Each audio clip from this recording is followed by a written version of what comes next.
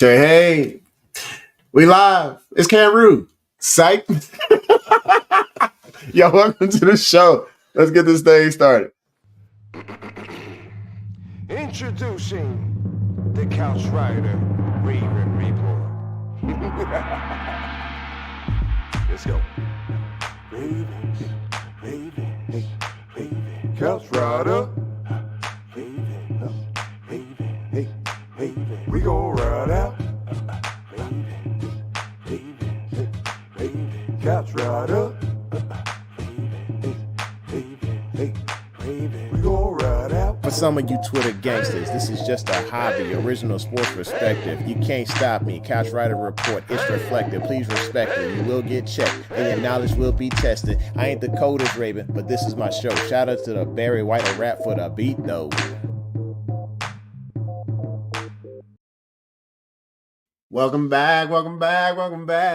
Hey, this is your host, your Couch Rider Raven, and my main man, Kendall. Yo, we here. We saying, hey, welcome back to the home of original sports perspective from our couch to yours. Do us a favor, hit the like button, hit subscribe, and smack that bell so you know when it's going down. Look here, Cameroon, he can't be here tonight, but we brought in the pitch hitter. In the clutch, Kendall stepped up to the plate, and the reason we're bringing him in tonight, because he's a brand new Raven, but he used to be part of the enemy. And so, of course, if we know our enemy, we know ourselves. And if we know this enemy of the Broncos, a former Bronco who saw the light, he came over to the black and purple. But we're saying, welcome to the show. We know you got a lot to share today. So we're going to jump in. But first, we're going to do a motivational quote. And let's see who's here first. Let's see who's here. We're going to check on these folks. Lisa is down to business. And she says, hey, Jermaine, Cameroon, we will go after Denver on Sunday. Don't play cute. Let's have a clean game without penalties and mistakes. Amen. And speaking of amen, she's going to need your prayers, folks. I usually ask for likes, but I'm asking for prayers today. Prayer warriors, that you can come on out because Lisa is going to the hospital to get some fluid from her stomach. And then Monday morning, she's going in for another round of chemo. Cancer is just one of those nasty things that people take a bout with in their life, and some win, some lose. We are rooting and praying and hoping and wishing for a recovery and for her to endure and make it through this. So let's get it, Lisa. Y'all get them prayers. If you got to give a prayer instead of a like. All right, appreciate you. All right, Gerald is here. What's good? Wilbur says, it's a wonderful day. Of course, it's a wonderful day for you. I knew I was going to see you. I was like, you know what? I know he got to put kids to bed and deal with his forehead issues, but he is going to be on the show tonight. We knew it. We knew it. Oh, man. So Lisa says, I'm hanging in there. Okay. Well, how you doing, Kendall? I'm doing all right. I'm doing pretty good. I mean, tell you what, being a school teacher, it felt like a full moon today. Yeah. Made it through, though. All kindergartners survived, so it's a good day. It's a good day. Sometimes I feel like the teachers either the teacher ain't gonna make it or the student ain't gonna make it based on having one of those in the house. All right, we got people saying what's up. Lisa said hello. Yeah, how's it going out there? Definitely praying for you, Lisa. Delicious changed his intro. Hello, he says, what's up, Couch Rider, Kendall, and crew? People showing the love. All right, so yeah, the Browns won their Super Bowl. So yeah, prayers go out to you, Lisa. Definitely. Oh, Brooks here. You late. You saw what happened to Cameroon. He got fired because he was late. No, I'm kidding. He's just not here. He's not available this week. We still love him. Hey, but I was ready to come up from the practice squad. Yes, indeed. All right, so we are going to get into our motivational quote and then our motivational moment, excuse me. And then we'll talk it out. Today's motivational moment comes from a book that actually got handed to me years ago by my mother-in-law. And it's called Dad's Playbook. And to be honest, I'm glad she didn't watch the show. I hadn't read it. But I opened it up and there was some inspiration there. And this inspiration, it just hits home. You know, for those of you who are fathers or sons, or had, or had children or whatever this, or had those opportunities for mentorship, just listen to this. It says, my father gave me the greatest gift anyone could give another person. He believed in me. And sometimes that's all it really takes is for that one person, that father figure, that mother figure, that parent, that mentor, that person to believe in you, to give you that drive that you need to go forth in your life. I am exactly 2 days away from hitting the retirement button, but it's because somebody believed I could be something. And I took that and I ran with it. When my father passed away, I didn't really care about the possessions or the money. He taught me life's lessons and he believed in me. And because of that, 23 years have went by and now I can successfully retire and move on to another chapter of my life. But it's because having those special people in my life, my mother, my father, my uncles, good friends, a good bishop, my best friends over here, these people are the ones you need in your life to help give you those words, to inspire you, to let you know what you can be. And that is more than what you currently are. That's your motivational moment for today. All right. And then a special message. We still don't need Devontae. How many times I got to say it? Okay. Yes, we made a trade. I know. We'll get into that. But first, we got to do some mourning for a moment. Moment of silence for the Ravens. Yeah, I'm pretty ticked off here. What are your thoughts on this Browns matchup? It's the definition of a trap game for the Ravens. Browns were 1-6, right, going into that game? But you knew the Ravens should have been ready for the Browns to come with something special because nobody, apart from Haslam, believed in Deshaun Watson anymore. Not a single person in that locker room. So you got Jameis Winston come in. We've seen that he can work magic once in a while when he was down in New Orleans. And so the fact that he worked magic means that for some reason, Zach Orr did not have that defense ready to play. Don't get me started on Harbaugh and being like, no, I don't want the quick and easy 3 points. Let's get a touchdown. Because like I texted you on Sunday, if you kicked that first field goal and then kicked one at the end of the game, we wouldn't even be talking about this tonight. Yeah, there was coaching breakdown, especially when it comes to Zach Orr. I'll be honest, I'm sick of it. I hate it here. I want him gone. I don't care what you say, Brooke. He need to go. He need to go. I know y'all got a lot of nepotism going on. I know there's a lot of black power over here trying to protect this dude. No. It's bad coaching. We are the worst secondary in football. We giving up the cookies left and right. We made Tillman look like a full-on monster out there. So mad he was on my fantasy bench. 25 points. So, fantasy advice, we usually don't discuss this. Start everybody against the Ravens. Let's just call it what it is. I don't care if it's a backup quarterback. He going to get some. All right. So Lisa says, best friends have our backs. Absolutely. Let's see. Gerald says, that's okay. I'm over Sunday's game, but payback is coming. Oh, yeah, it's coming. We're going to get our lick. I'm going to get my lick back. Brooke says, nah, that's dramatic. Look, Brooke, he got to go. Zach Orr was to go. I think you were saying has to go. I'm with you, Gerald. I'm with you. We here. I understand where you're coming from. He needs to go. And, of course, once he leaves, now when they talked about this trade, and I was like, you know what? Hopefully we gave up a 5th or 6th. And we gave up Zach Orr. And if we gave up Eddie Jackson, that would be great to go with them. Because they were all just burn victims. We got burn victims in the secondary. We got a coach who don't know how to coach the secondary. You know, as coach linebackers, of course, we're great against the run. What are we doing in the secondary? We're not doing much. Being torched, man. It's bad. The last 3 games, I even got stats on this. We have given up 336 yards on average. I don't like to talk about I know the final rankings for the entire season, but I usually go back to the last 3 games. We gave up 371 yards. We gave up 269 yards. And then we gave up 370 yards to the Browns. That other team that we gave up that 371 to was also in the AFC North. So we really got to stop giving these cookies up to those teams. That's really bad because we got to see them twice a year. Was it really only 264 to Baker? 269, I believe. It felt so much worse watching that game. Yeah.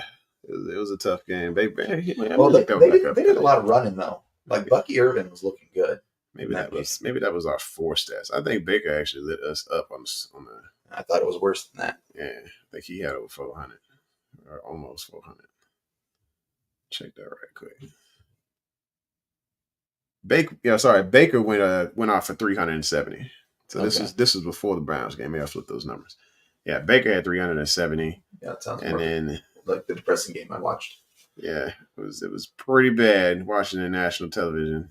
Jameis Winston went off for 334, so I must have went too far back on my games. So we've given up. He gave Jameis Winston went off for 334, and then this was Tampa Bay 370. So this might have been the game before that one with the 269. But then Burrow was the 371. My fault. My apologies, folks. So we basically given up more yardage on average. This is bad. That's why you're here, because I appreciate you. Let's see. Brooks says, if he's fired now, which he won't be because that's how Harv works, they'll just promote from within. You know what? If they did hire Chuck Smith from within and fire Zach Orr, I think I'd be okay with that, because then he would give full reins to somebody else to help coach this secondary, because he sees that's the problem. And maybe he tells Dean Pease to kick rocks because we don't need Swiss peas up in the house. Like, why bring in a guy whose strengths were the exact same as your strengths? Would you bring in somebody that's already there? No. Like I've never coached at a super high level because I was a middle school teacher and I coached middle school sports, but my coach always needed to be the opposite of me. Yeah. If I'm the hard up guy, he's got to be the guy who does that little bit of not so tough love. Or if I'm really solid on the X's and O's, he's got to be high on personnel. So if Zach Orr and Pease, they're the same strengths, you're never going to fill the deficiencies. It's the facts. It just reminds me of that movie Mulan, when the bad guy was basically sending these guys away with a message. It was like, how many people does it take to send a message? The guy with the arrow's like, whoa, and just shoots at one of the guys. You don't need two of the guys sending the same message to the defense. We need people that are polar opposites that can build off of each other's strengths and weaknesses. Swiss Cheese and Zach Orr are the same person. I swear, if you pull the Mission Impossible mask off, you're going to see Dean Pease under Zach Orr. It's the truth. So it's like, why can't we get somebody else who's a better secondary coach? And I know that everybody's a big fan of Zach because of the way that he played for the Ravens. But Mike sucked after he retired when it came to management, coaching, with everything. All he knew was how to be competitive and beat somebody on the court. I'm talking about Michael Jordan. Michael Jordan knew how to play the game and be competitive. He could be competitive in Monopoly, checkers, whatever. But when it came to coaching the game, when it came to management of the game, that was not his forte. It still is not his forte. Sure, he can run a multi-million-dollar business selling these shoes to all these gangsters and everybody else waiting in line, sending their welfare and doing everything else to get some J's. But he cannot coach men to be stars. And that's kind of what it comes to this guy. Or could ball on the field, or could truly ball. He could coach linebackers because there's a position and that he could actually play out the moves and show them where they are and where they need to be on the field. But secondary is a whole nother thing. Secondary, you're on an island on the outside. On the outside, that's just you and that man in that world. Safeties have a little bit easier of an approach, but still coaching those takes a special talent. And if you ain't got that already in your coaching organization, why bring Dean Pease in who knew nothing about it? Oh, somebody said, preach it, Kendall. Let's go. All right. Brooks says Orr's learning. I don't care. I'm hitting the panic, but where's that panic? Learn is a linebackers coach, not as the defensive coordinator. Mm-hmm. She talking about it ain't no time to panic. You know what? Damn. I'm hitting the panic. It's time to panic. Everybody run. There's kids hollering. Showers going off in Baltimore. Squeegee kids is pouring all water on top of the windshields up in Maryland. He needs to go. Throw him in the harbor. Let's be done with Orr. And I think the more important stat when you talk about Zach Orr and needing to go, and trust me, in the notes I wrote for tonight, Brooke's not going to be happy, right? Because there's no Zach Orr love in my notes. But I'm really interested. What is the yardage breakdown and the points given up breakdown after halftime. Because I feel like his scheme doesn't adjust. Like, back, what was it, 2 weeks ago we played the Bucks, right? Mm-hmm. First 2 drives, like you and I were thinking it was going to be a long game. And then they shorted up until about halfway through the third quarter. And then it all fell apart because the Buccaneers were adjusting and Orr's adjustments weren't working. So the real test of a defensive coordinator is what does the second half look like? Because first half is scripted. We talk about that all the time with offensive coordinators. First half is scripted. Their adjustments shine in the second half. And defense has to adjust to what they expect the adjustments to be or what they're seeing. And that's where Orr fits. Yep. Yeah, because we've seen the same thing with Pease, even in press conferences. Hey, what halftime adjustments do you make? And the thing he comes out with is like, no, we need consistency. We need consistency. We're going to stick what we're doing, and they're going to get this thing right. But the thing is, they're not getting it right. The frustration becomes because we had so many holes on the back end of the defense. And, Pease will be like, hey, they're going to stick with the same thing, but they're not making the adjustments. I don't think Orr is making those adjustments, just like Pease wasn't making those adjustments. He just kept telling everybody stick to the same plan. Y'all not being where you're supposed to be. Then the press is blaming the players instead of accepting accountability on the coach's behalf. That's where the downfall of this defense is going to continue to happen if they don't accept some type of accountability and make those halftime adjustments by looking at the tape and seeing where to patch those holes at. Mm-hmm. Let's see. Brooke says, and we can't blame him completely for Sunday because he didn't drop those balls. Yes, I get it. If we had won that game, if we had made a couple of catches, both on defense and offense, maybe we're not sitting here frustrated talking about NL. But we still be frustrated talking about Zach Orr. Yeah, we still be talking about how many yards we gave up on Sunday, how much discipline when it comes to the particular scheme when you're exposing a middle linebacker. We've seen that through the All-22 tape that this guy is basically putting he's putting Roquan in a bad position by himself to where people are having to cross him or getting to cross him. And then on the outside, it's not looking as great either. All right, so let's go. We talked about the trade. I think everybody else on TV's talked about the trade. Let's move forward into the key matchups here on the Browns because we know about Deontay Johnson. We know that he was a former Steeler, right? We know that he is a fast dude that kind of models after more of I'd say Emmanuel Sanders / AB type, whatever. Maybe not talent level through the roof like AB, but kind of mimicked most of the skinnier build, fast wide receivers that have come out of Pittsburgh before that wide receiver coach died. Great pickup. He's going to take some of Nelly's reps. What do you think on that? I mean, I like the Deontay Johnson pickup, and I like the price. Yeah. Right? I think it was a 5th for him and a 6th. So I think that's a great price. And I think what it's really going to do, and I have hated on Bateman for the last couple of years, but these last few weeks, if Deontay Johnson has that speed where he can maybe pull a safety off to the side and clear up some room for like a deep cross in the middle for Bateman, like what we saw against the Buccaneers, I think just his presence will make more of an impact than necessarily all the catches he might get because Zay's still going to be better. Zay's still going to get his targets. Andrews is starting to come back some. But really, I'm hoping Johnson's presence opens things up for Bateman because I'm kind of excited for what we've seen from him the last 2-3 weeks. Absolutely. Of course, I got to defend Bateman. It's been all season. He's only had 2 drops, 35 targets, 2 drops. Most guys are out there. I checked it out. Most receivers are getting probably 60 targets. Let's see, Amari Cooper, 60 targets, probably say 11 drops.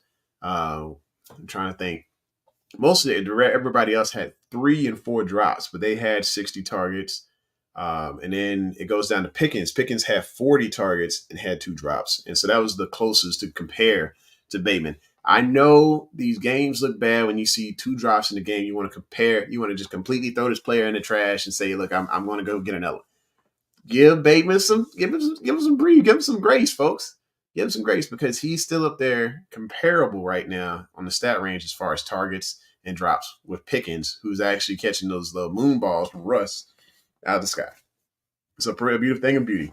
But when you go back and look at the separation, and of course separation don't mean nothing unless you catch it, him and Zay Flowers, they're in the top of the league when it comes to separation.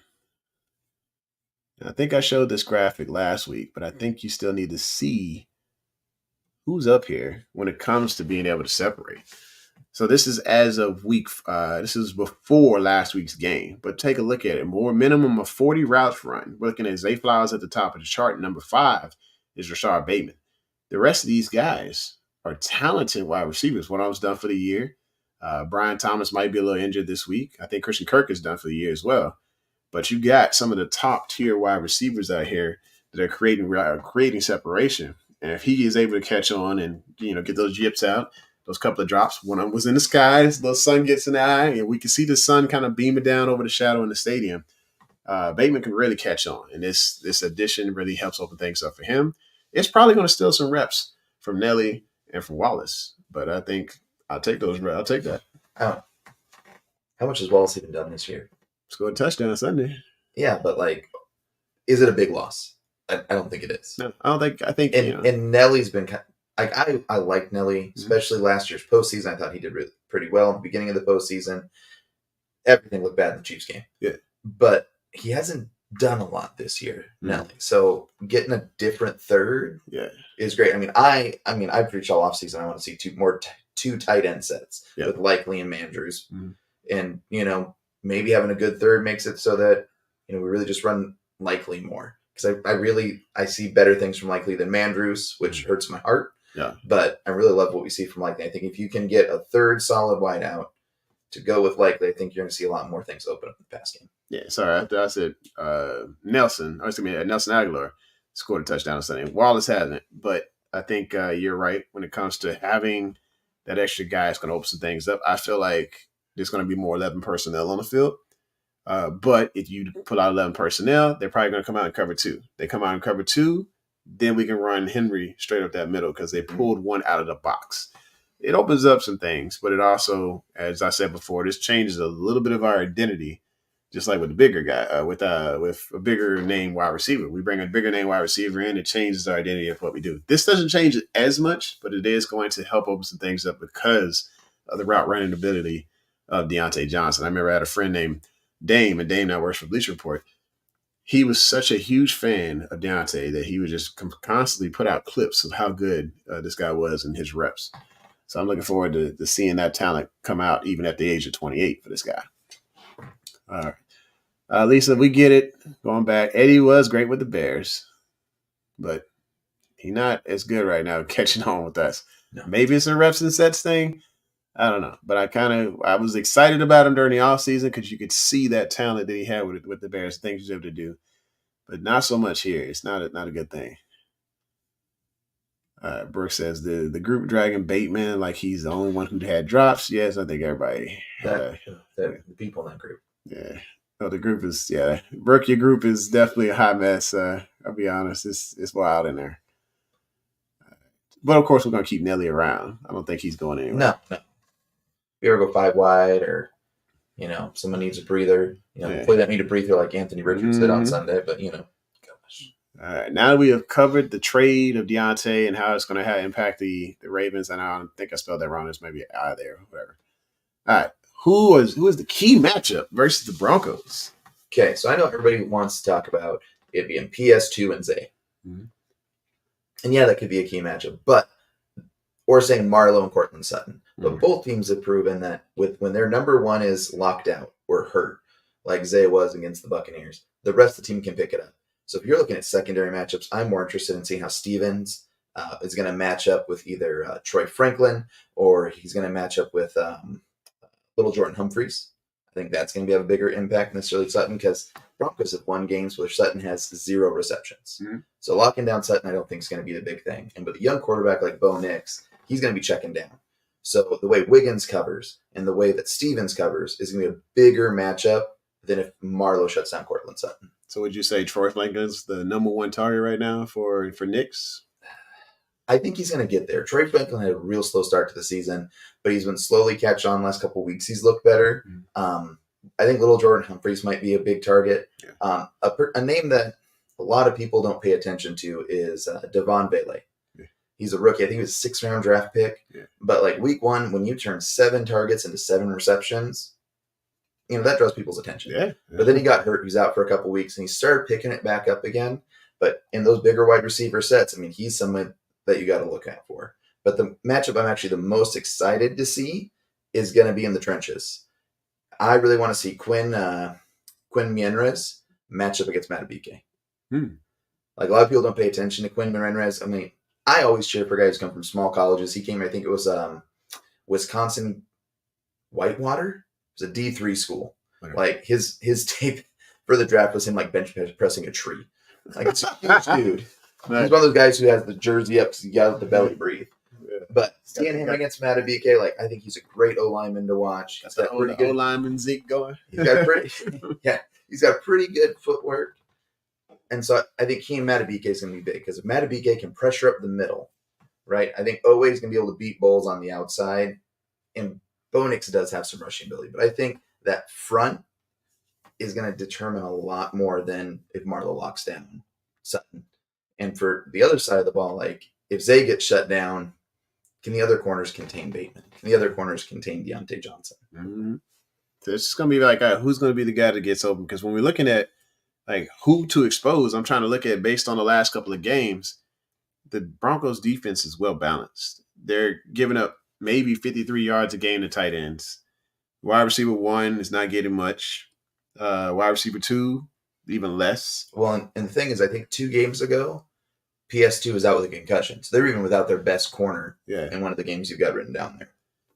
Yeah, so it's just like, all right, now PS2's back. These numbers are going to go down even further right now. Like if our wide receiver 1 is getting less than 60, that means Lamar's numbers are going to have to go to the tight ends. And if Mandrews is not the same Mandrews he was, he's starting to pick speed, but they're not allowing much to tight ends. They're allowing basically under 60 yards to tight ends. But if Likely gets started, then that could be a key factor because maybe they don't have enough tape to review on this guy. He had one hot game against the Chiefs. And kind of disappeared after that. Yeah. Kind of disappeared after that. Absolutely. So it's like maybe they're not watching this. Maybe Likely versus the AFC West is the thing. Maybe let's turn it into one. But he disappeared against the Raiders. Yeah, he did. You're right. That was week 2. Right? And like another key matchup is going to be can we finally cover the flats? Young quarterback. Name you're going to hear me say a lot tonight is Jaleel McLaughlin. Mm-hmm.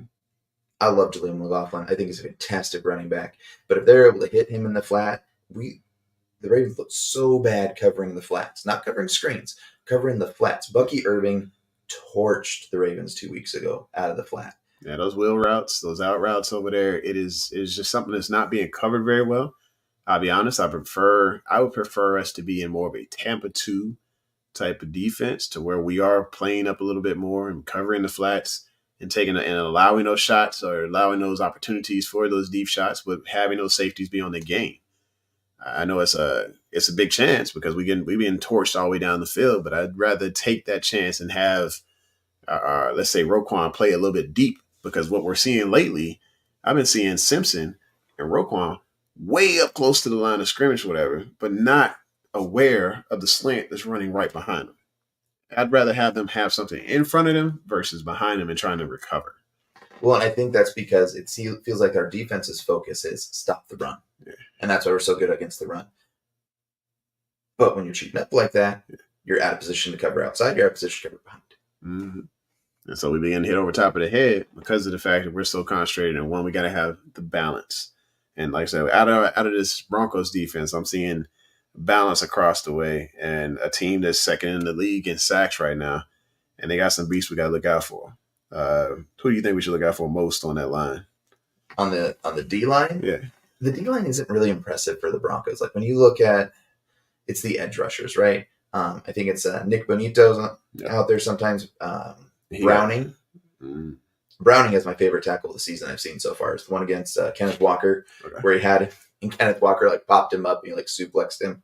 Great tackle, but their line isn't super impressive. There's one guy, Franklin. He's a hyphenated last name. It's Franklin something, but he's been opening up some things. But it's more their linebackers than their D line. Yeah, like you were saying, Nick Bonito, he's got 6 sacks on the season, and then John Cooper, and I want to say Justin's STR. Yeah, I can't say his last name. Stanad. He has really shown up since Alex Singleton went down. And like Alex Singleton's the guy who he was a 3rd round pick out of Arkansas, and he's only played 3 games this year, and he's still their 8th leading tackler. In 3 games, he had 31 total tackles. So imagine how bad this defense would be for the Ravens if he weren't on the IR, because he would be there in the middle with Cooper, and it would be ugly trying to go up the middle, and it still kind of might be. And I think that's kind of where the Ravens, they can take advantage because of the versatility of this offense. If we can't get it done with the ground and pound going on dives, then we can get it done on the outside with Lamar or taking it to the outside with Henry. I think it's just a matter of getting it out to him fast enough to get to that outside. And that's kind of where we fell against the Browns. We couldn't seem to get out that way because, honestly, we weren't getting the blocks set up the way we needed to, and the Browns were sniffing things out before we even started to play. You could see 9 players ready to crash downhill the second, and it's supposed to set it up for the play action, but we weren't taking advantage on Sunday. No, and I think it was 2 weeks ago that we had some really good play action, but don't know we went away from it. All right, so let's move into the next question here. Now that we covered our key matchups, how would the Ravens D handle Broncos mid offense? I think the thing that the Ravens D has to remember is Bo Nix is better with his feet than I think most people give him credit for. Like, I give him 0 credit for it. He's got two games this year over 50 yards rushing. And so it's mostly scrambles. And he's a young quarterback. Check down doesn't work, and he scrambles. So I think the way to contain that is maybe you have Hamilton cheat up a little bit, because that seems to be what we do. We cheat up Hamilton to control the run, but it puts in a bad place for the pass. But I think the short passes and slants over the middle, because over the middle has been ugly. And so you got to get Roquan tightened up. Like, Roquan is he suffering that much from Queen being gone, or is it scheme? I think it's scheme. I think there's so many things where, actually, what I was seeing was they're having Simpson play too far up. And Roquan is the one that's sitting back a little bit further off, but Simpson is not playing to where Roquan can take advantage of being Roquan. And maybe last year, maybe Queen was a good additive because of the fact that he was smarter in coverage than than Simpson.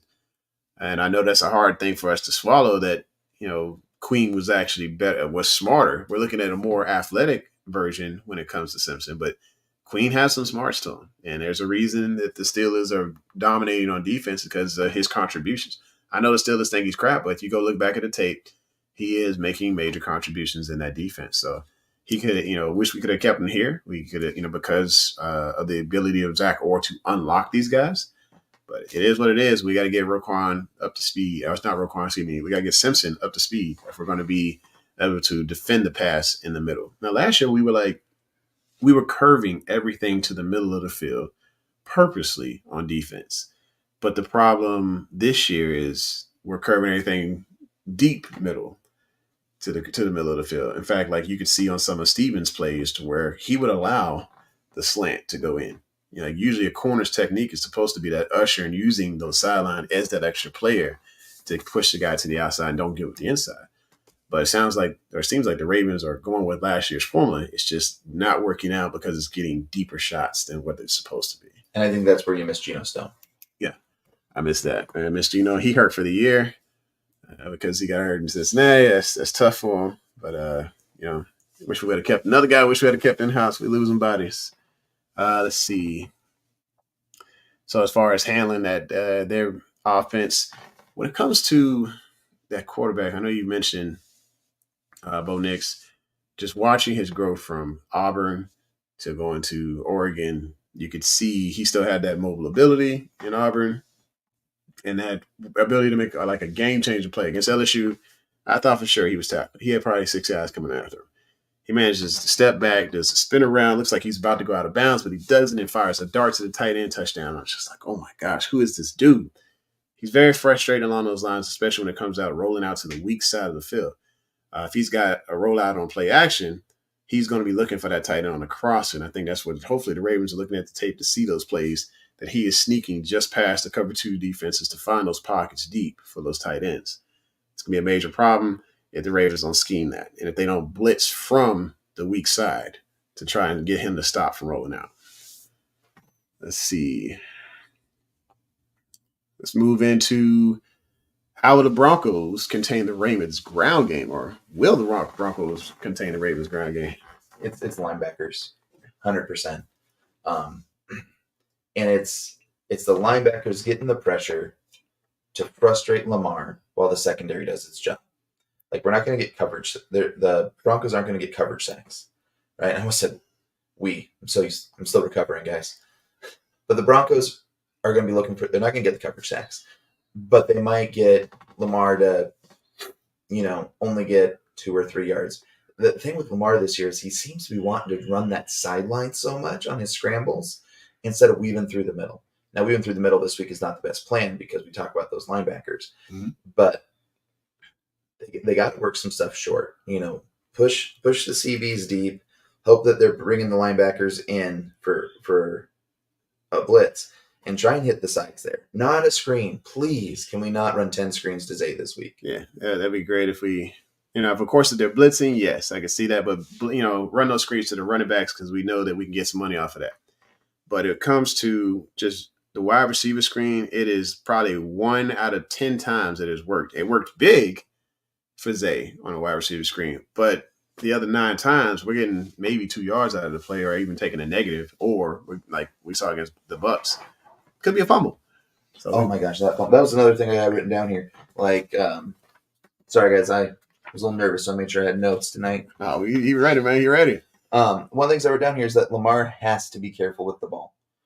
You can't have because that fumble screen, it was on Lamar. Yeah. It was way too far back behind Zay. That fumble was on Lamar. Absolutely. And he's got to be careful. Now the Broncos only have 12 takeaways in 8 games, so they don't get a lot of takeaways. But out of those 12 takeaways, 2 of them have been touchdowns. Yeah, and one of them was that 100-yard pick 6 by PS2. And the other one was a fumble recovery. I want to say it was last week, maybe it was 2 weeks ago. But they don't get a lot of takeaways. Yeah. But when you're returning, 17% of your takeaways for a touchdown, that's big. That is big. Is that what are they running over there? Was they running? They normally run cover 2, or what are they running? They do quite a bit of cover 2, but they also do a 3-4 defense. Okay. That's how they capitalize on having great linebackers. Yeah. And I think Vance Joseph's still the DC over there. Vance, there's a reason he's been a head coach a couple times because he knows how to coach players. He knows how to change up his scheme, and that's why the Broncos' offense is so high. Okay. Or not the offense, the defense. Defense, yeah. Is because Vance knows how to scheme and how to adjust. I believe it. And when it comes to like good defense coordinators, they're able to disguise things. I think when it comes to Ravens defense, we're not disguising as much as we would normally disguise. Like if you see a cover 3 out there, and more likely it's going to stay cover 3 when that ball gets snapped. And we do too much zone. Yeah, we do entirely too much zone. And that is what is exposing our middle of the field with our linebackers because of the fact that they're expected to cover a certain area. When a few of them are just like, hey, I want to go get it. Let me go run blitz. Let me get in a regular blitz. Let's run some scheme. Let's run some stunts and allow people to play man. And, of course, when it comes to Stevens, he's struggling in man right now because he's getting dragged across the field and he's not keeping up. That separation is clear as day when it comes to Stevens. So it's just something that we got to find a balance on, whether it's zone or man. Yeah. Well, and you were bringing up the secondary. And one of the things is, I think Cameron brought this up last week, maybe it was 2 weeks ago, that Wiggins is really handsy. Mm-hmm. And with some of the speed that he's going to see this week, he might start getting called on some things if he stays too handsy. Like he'll probably get matched up on Mims or Franklin. If he's too handsy, he's got to clean that up. And so it's more of that's a footwork thing. You have to actually have the feet go with the hands as you're actually trying to get handsy. Those feet be along with it. Our DB coaches used to teach, like, as you were going stride for side, you can be handsy as you're stopping their momentum as they're running by slapping their hands down. Simple things along that. You get grabby, of course, the refs are going to see that straight out the gate. And Cameron's right and you guys are right. It will get called as time goes on and people start seeing him make plays. They're going to be like, how did he make that play? Let's see what Brooke says here. Stevens' coverage has been really good except for against the Browns. His ball awareness is awful, though.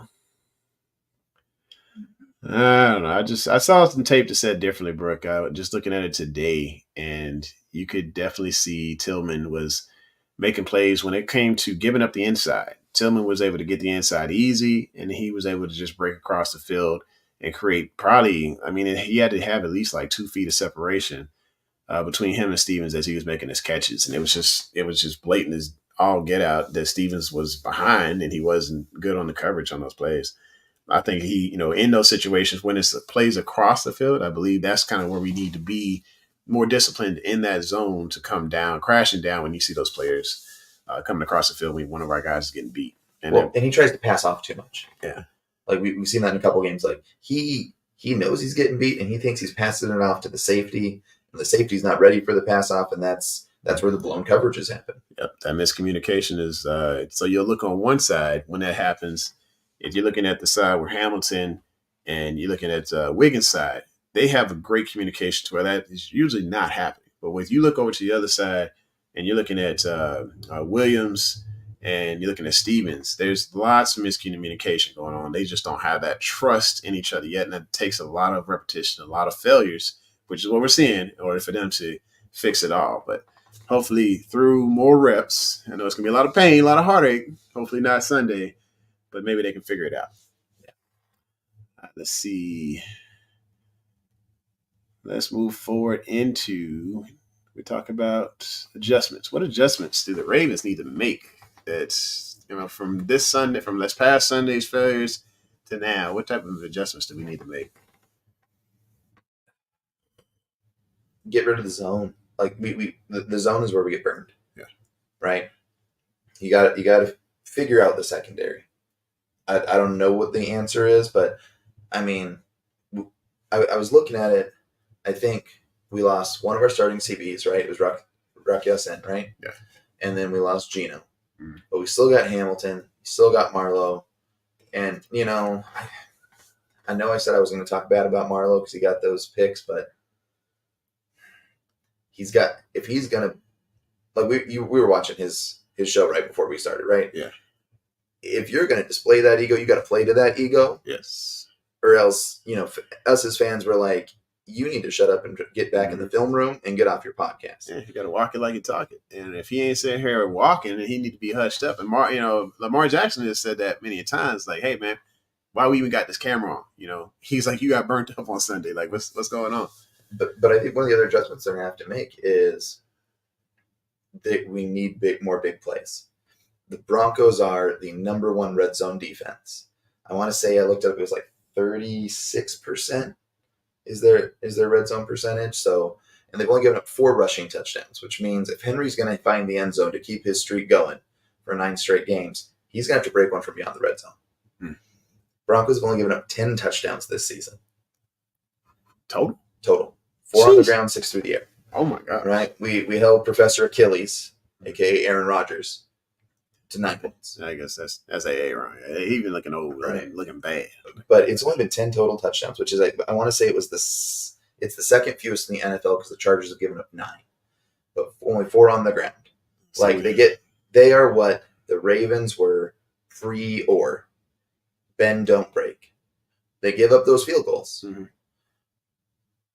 but they shore it up when they need to in the red zone. And so Harbs needs to look at that and be like, I'm going to take the points that I've got in the bag right now. Because, you've seen games where he gives it away because he's trying to put a nail in the coffin right now. But you know what? Let's get the points we can get and come back on the next drive.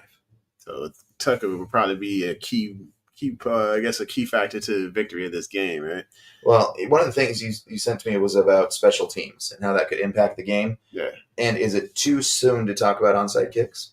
No, we can talk about it. I mean, it's terrible. Yeah. Like, is it too soon to make a joke about onside kicks? Because if an onside kick happens, like if I'm the Broncos, I'm like, we might be up by 3, but we know they can't cover. Yeah, because we're the only team in the league that's giving it up twice. 2 for 4. 2 for 4. 2 for 4 is what it is. It is bad, folks. But I think one of the keys here is to not believe that this is a Tucker who's 3 years younger. Because field position is going to be big in a defensive battle.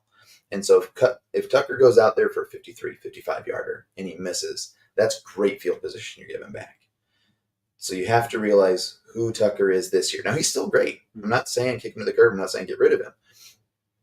But maybe not chance those super long ones because if you miss it, you're giving back field position. He's now, not the Broncos, yeah. mid-offense, as you said, right?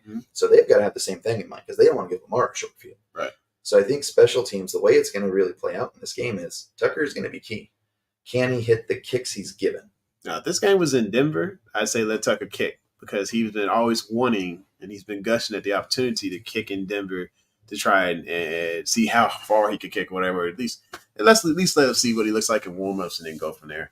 But as you said, over 50 yards, he has not been as accurate as we remember Tucker to be. And right now, Brandon Aubrey is still in the show. He was basically about to attempt a 71-yarder in his, I want to say his first game of the season for the Cowboys. This dude's got an iron foot. I mean, it's just an iron leg. This dude can kick from anywhere. He's basically Tucker 2.0.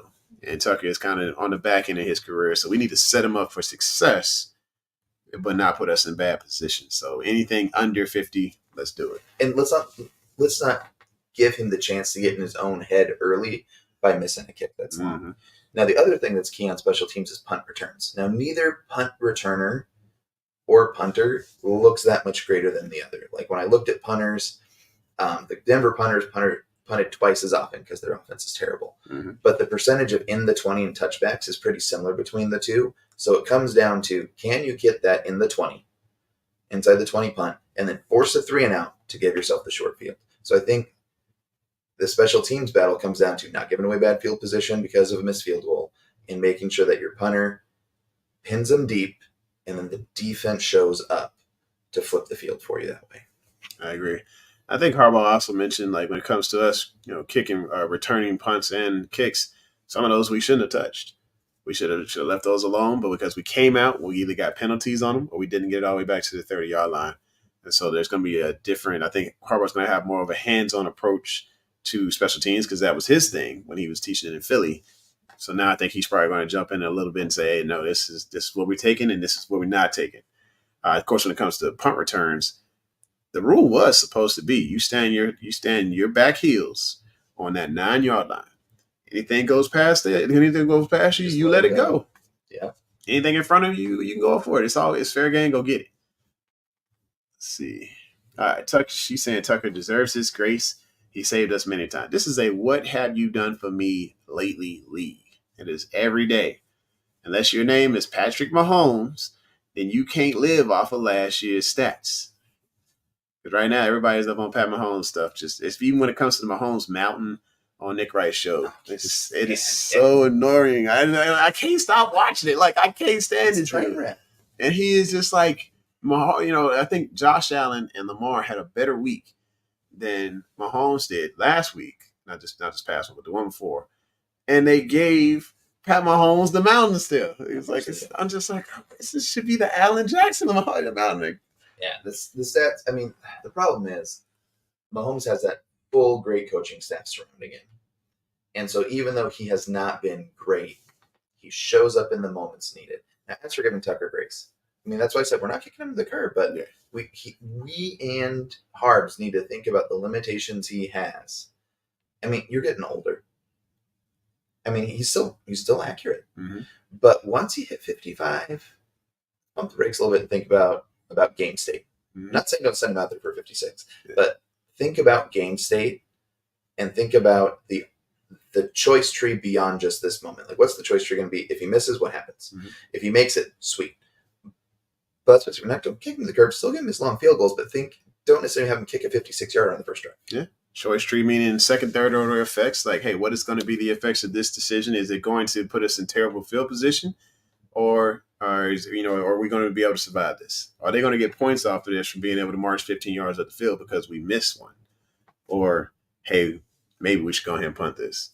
And I think punting is probably better, starting that daggone defense or starting our defense in better position versus worse position, and thinking like, okay, we already got a tough defense, or we have I'll be honest, a terrible defense because I've been bugging about Orr being fired. Putting our terrible defense in bad position to start on the field and then giving up the cookies. Well, even when we give the defense started to have great field position against the Browns, like where we didn't make that fourth down. Mm-hmm. Like, you should have. I mean, they were inside the 10. Show up, give us that short field back. Mm-hmm. Hey, Brooke, we just don't want him to be another Billy Cundiff setting us up for so much disappointment and frustration. I don't know if you remember them days, but I remember the Billy Cundiff days, and I was so ready for him to be gone. And that's why Tucker ended up coming and getting drafted. It's because Billy made us so upset. We don't want Tucker to be that transition into Billy. So we're going to put him in the best position we can. Oh, boy. So there's Kenny D coming in hating as usual. He wants to say his Steelers are in first place. Yeah, of course, not for now. I mean, for now, they're in first place. But, Russell is looking good. I give him props. He's looking very good because he's got a defense that's going to put him in a good position, but he's also giving his wide receivers an opportunity to catch those moon balls out of the sky. But we coming. We got those moon balls that are all push-offs? Yeah. Those ones? Okay. Yeah, pretty much. I mean, Pickens, you're going to have to stiff arm, but when the last time they called a daggone offensive pass interference penalty? I just don't think it's going to happen. All right. I mean, I've seen it maybe, I say 3 times this season, offensive pass interference. Unless it was like a illegal blocking downfield or something like that. But like the pick routes, I've seen those happen. Very seldom getting called. The full-on extension of the arm for a pass. Pickens is done. That's his playbook move. Mm-hmm. And it is happening continually to where it's just not getting called. I think the league is just set up because they want to see more points.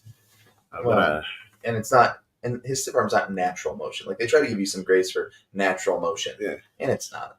But, like I said, the league wants big plays, mm-hmm. and that's what Pickens does.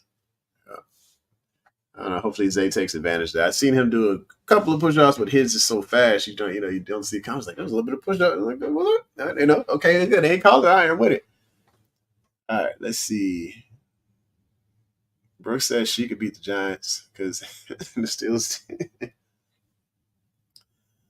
All right. Let's see. The Giants won more games than the Browns, and you lost in one. Oh, gosh. A lot of trash talk going on. Moving forward.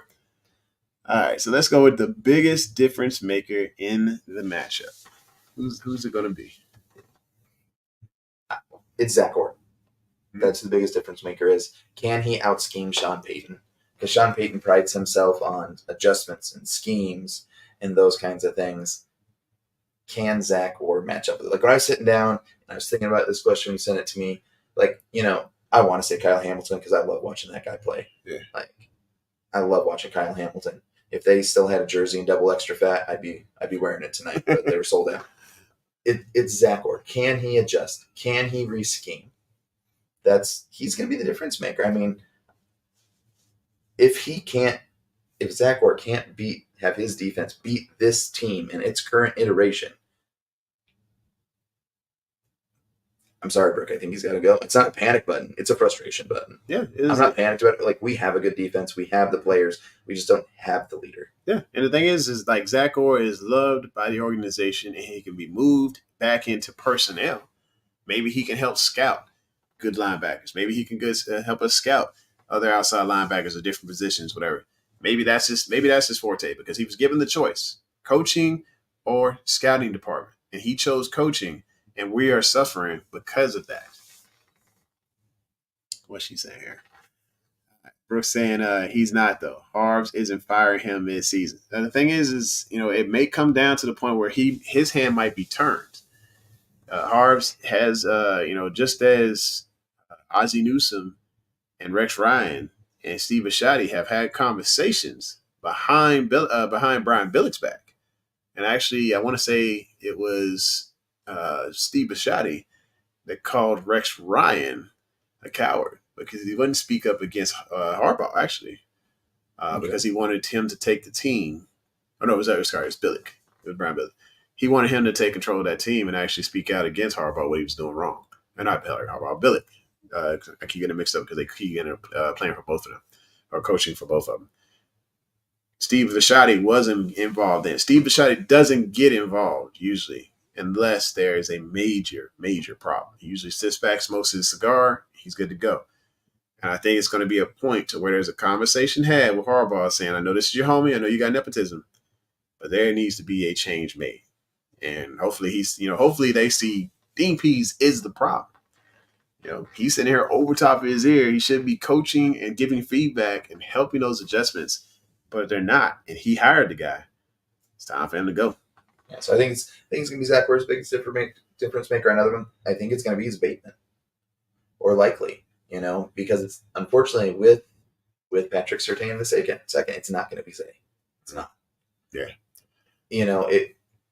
Bateman's gonna have. You got to take those shots deep over the middle because I am not a PJ Locke believer. Mm-hmm. I think if Derrick Henry can get second level, he can truck PJ Locke, and that's how he's gonna get his touchdown this week. Mm-hmm. But they have to get past the linebackers, and that's where Bateman comes in. That's why the screens aren't going to work this week. Bateman likely get to that second level, get that deep catch, and hopefully Bateman has better field vision than he's shown in the last few weeks, where he's gotten a catch in open field, and he turns the wrong dang way. Like he did that against Tampa when he had that deep cross. I have no idea why he turned right instead of just keep going. Rolling, yep.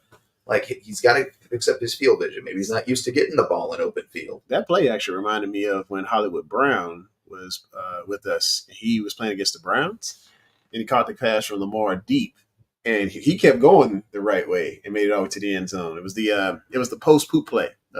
So he came out on fourth down, and after he went to the bathroom, he came out and he threw a strike immediately. It was a crazy game because I would say Trace McSorley tore his ACL right before that.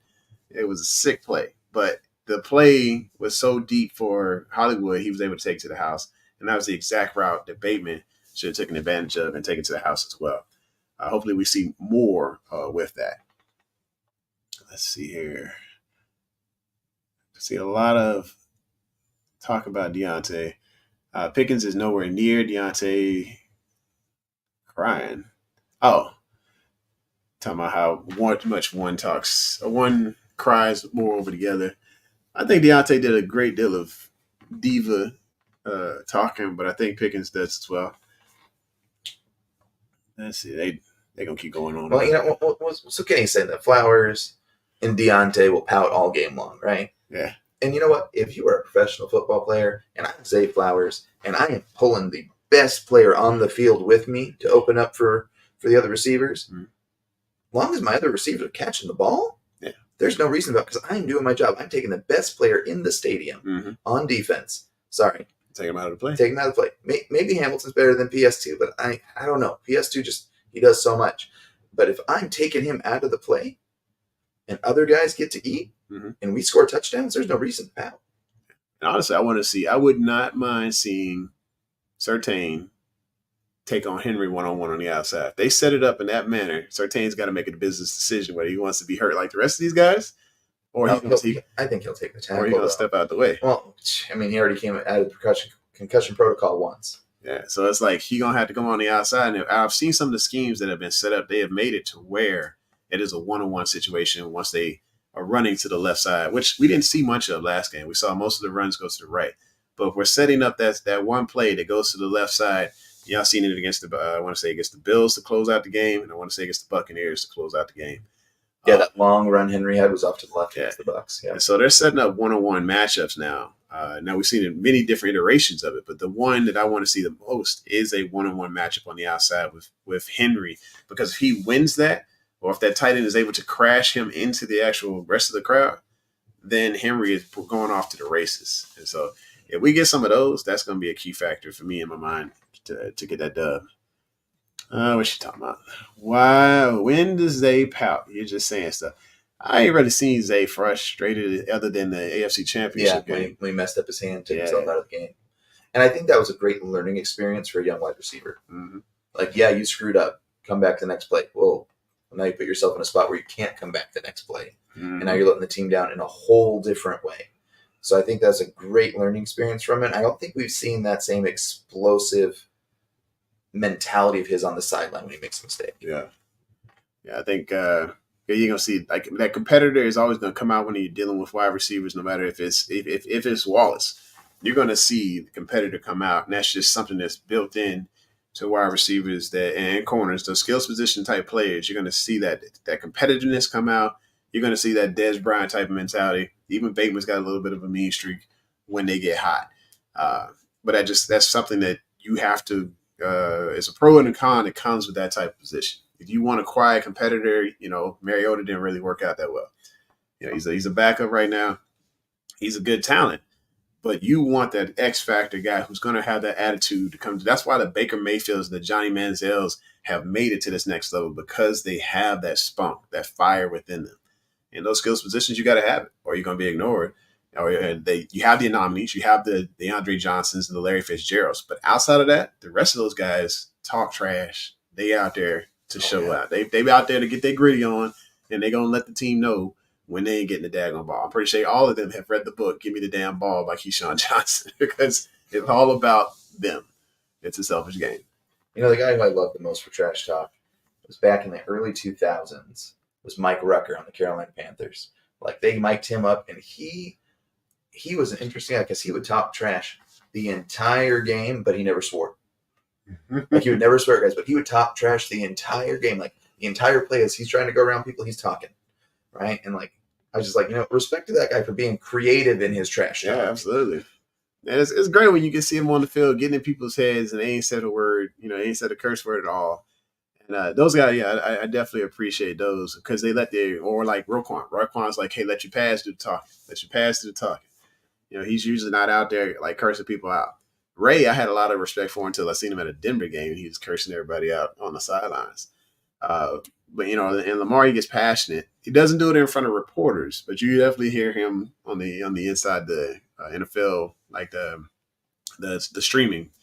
You'll hear him curse and get passionate, but he's trying to clean it up when he's in front of reporters, and I guess that's kind of respectful. But I think for those who can put that throughout their entire game, of like, hey, I'm gonna get in somebody's head, and I ain't got to curse in order to do it. Those are your true mental hacks, right there.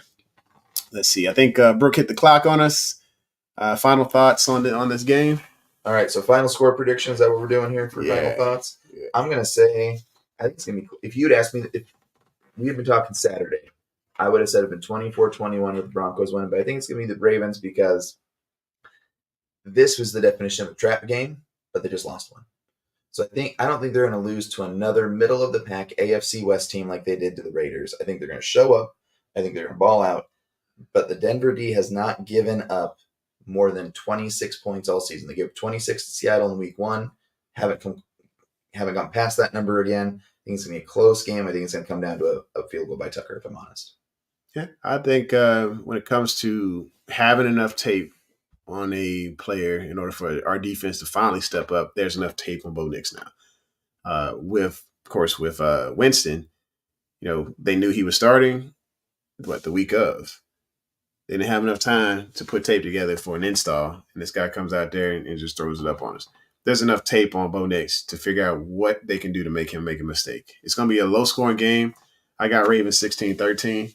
Okay. Let's see what y'all got. We got 24-10 Ravens. Okay, she's thinking we putting it up. Let's see what Delicious says. Delicious says, I can believe that, but Kenny, but playing with trash QBs will have anyone annoyed. Delicious says, score 27-20. They could do it, but like I said, it's going to have to be long touchdowns. Inside the red zone, it's the Mike McDonald type mentality of bend, don't break. Yep. And I think we gotta make sure that we don't break either when it comes to that defense.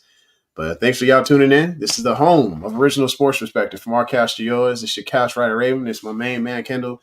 We appreciate you so much. We're continually falling off the couch because of the love that is shared every week for y'all. So thanks for coming through. And with that, we say 2 claps. Fade to black. Introducing the Couch Rider Raven Report. Let's go. Ravens, Ravens, Ravens. Couch Rider. Ravens, Ravens, Ravens. We gon' ride out. Ravens, Ravens, Ravens. Couch Rider. We gon' ride out. For some of you Twitter gangsters, this is just a hobby, original sports perspective. You can't stop me. Couch Rider Report, it's reflective. Please respect me. You will get checked, and your knowledge will be tested. I ain't the coldest Raven, but this is my show. Shout out to the Barry White of rap for the beat, though.